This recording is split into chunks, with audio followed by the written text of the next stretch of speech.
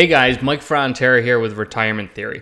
All right, so what am I talking about? Have I gone completely crazy? Crazy Eddie, his prices are insane. Why would we be increasing stock exposure in retirement? I've always heard you're supposed to decrease stock exposure, make your portfolio more conservative as time goes on.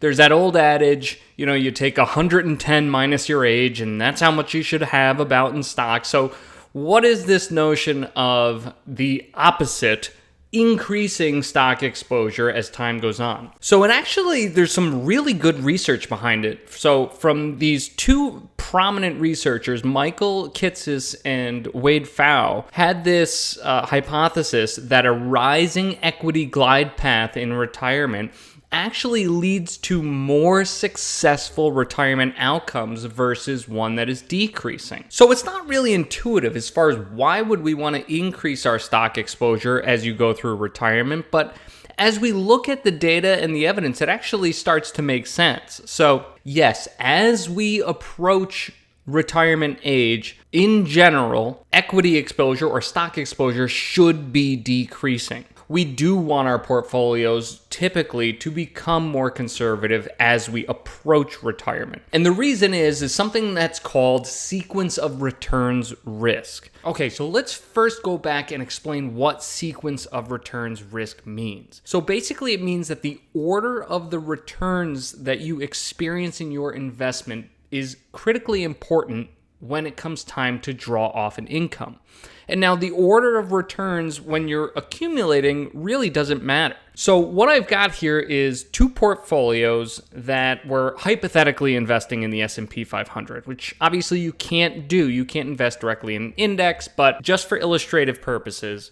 And what I'm looking at is a 20-year period starting in 2000. And then what I've got in Portfolio B is that same 20 years with just the years, calendar year returns in reverse. And what you'll notice is if we are just saving that $500,000, it doesn't matter what order the returns come in, we end up at the exact same place no matter what order the returns are in. However, when it comes to taking withdrawals from the portfolio, you can see now with the two portfolios, same returns over the same 20 years, the order in which you get those returns is dramatically important. And so it goes back to this concept of that when you get to the point that you are changing over from accumulating assets to creating an income stream for yourself in retirement, those early returns in particular are of vast importance. So the point that sequence of returns is important in the beginning is pretty intuitive. It's that not just negative returns, but also you withdrawing after those negative returns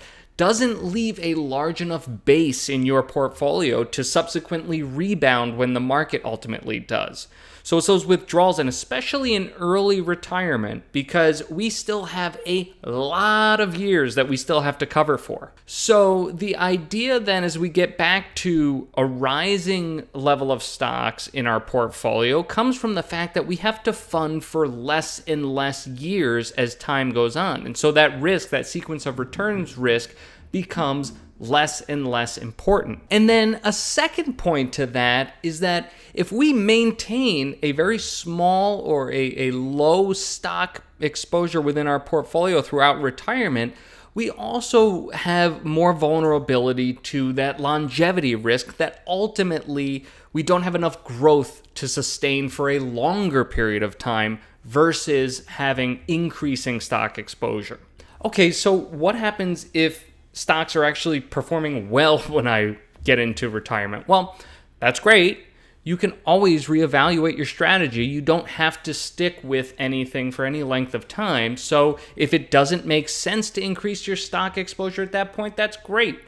But keep in mind, you've also now decreased your average withdrawal percentage because your portfolio has grown. And so your risk capacity, your ability to take on risk, has increased. And so if you want to increase stock exposure at that point, it may be more appropriate to do so. So, you have questions for me? Let me know. Come visit me at www.retirementtheory.com or send me an email at mike@retirementtheory.com. Did you click subscribe on this video or follow me on Facebook? I think that you should. You'll continue to see videos like these on everything retirement planning. Once again, thanks for joining me. See you next time.